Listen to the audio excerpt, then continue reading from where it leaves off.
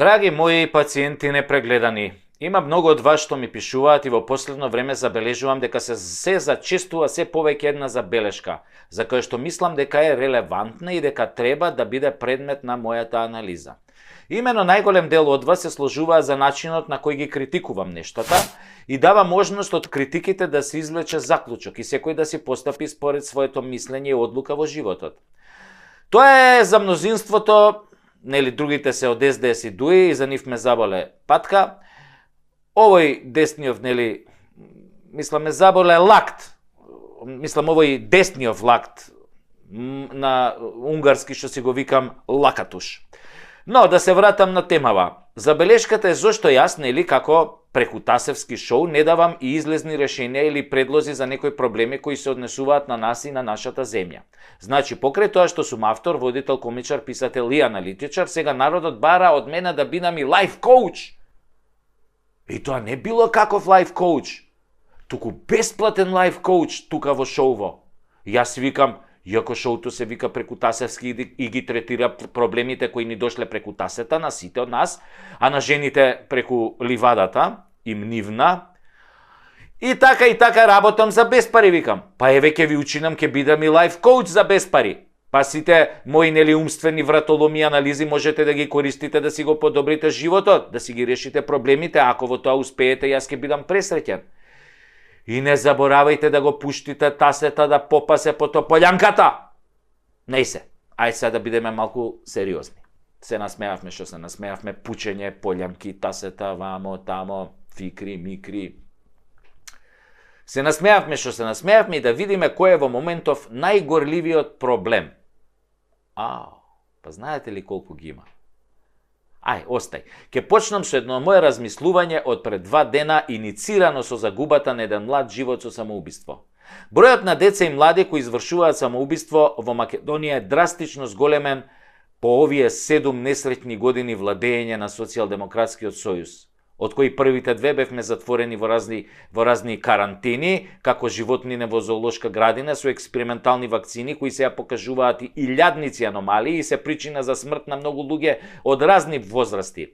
Кај младите и кај децата владее анксиозност, депресија и темни мисли. Сите тие се предизвикани од затвореност, од огромно време поминато низ виртуалниот свет на компјутерските игри, и зависноста од нив, и суровата реалност наметната од политичките елити кои државата ја прават тоа што е. Тоа е така со оваа багра која е на власт и додека не се смени и не се даде надеж на младата генерација, истата ќе мора да ја спасуваме со родителски максимални напори. Знам дека ви е тешко понекогаш да обезбедите пари и за леп, но обидете се да бидете подобри луѓе, колку и да ви е тоа тешко. Разговарајте со своите деца, разговарајте со своите млади, не ги оставајте на компјутерот и телефонот да ги едуцира. Компјутерот и телефонот не даваат љубов. Направете муабет секој ден, дајте им совет, но тој совет немојте да биде ја у ваше време ова сум правил, она сум правил. Си направил затоа што не си ги имал на свој грб и врз својот джеб овие Зоки, Таче, Али и останатите Артан, Мартан. Затоа тој совет оставете го за некои други времиња. Сега им треба љубов, им треба помош од психолог, психијатар, им треба можеби некој денар да се чувствуваат послободни. Откажете се од кладилница, од буварење по кафани, од локање без везе, од седење со разни калаштури, ги частиш, чизмици, она бундица од нерц, вамо тамо. Дајте им ги тие пари на своите деца, помогнете им да се социјализираат, да фатат девојка или дечко, да излезат, да спортуваат, да играат со кучиња, мачки, да се бават со проекти, да се дружат, да бидат и волонтери ако треба, помогнете им да засакаат природата, одете на планина со нив, викајте ги кога ви треба помош, кречење, селидба, не ги оставите во нивниот лажен свет, помогнете им со учењето, но најважно бидете тука за нив, разговарајте и само разговарајте. И не бидете себични покрај своето дете, помогнете му и на некое дете, и на млад човек кој не е во роднинска врска со вас, кој е другарче можеби на вашето дете, кој сте го виделе на улица, кој го познавате или пак не, тоа не е грев, грев е да не помогнете. И ова грев не го спомнувам во некоја религиозна, туку повеќе во социјална и општествена смисла.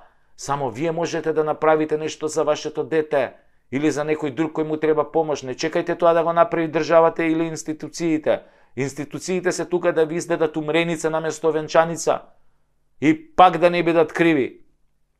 И верувајте, ќе се чувствувате многу гордо и убаво кога вашето дете ќе дојде со другарите и другарките дома и ќе им сварите по едно кафе, ќе им дадете од таа најефтината раванија и сите ќе бидат озарени дека имаат место кај да дојде, дека вие сте човек пред се.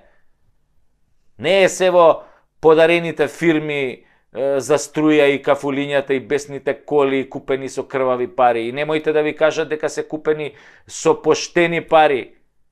Тоа по дома нека си го кажуваат на жените им, на децата им, на кучињата им, на папагалите им, на желчето во аквариумот им. На нив нека им кажуваат, додека не им излезат снимки, каде злоупотребуваат нели девојки, нечии керки. До тогаш нека им кажуваат по дома, а не на нас. Оти има снимки за нив многу. Со какви девојки седат или онадат или прават ова она. Но со тоа ќе се бават некои други. Вие бавете се со своите деца. Сега и веднаш. Подобро веднаш.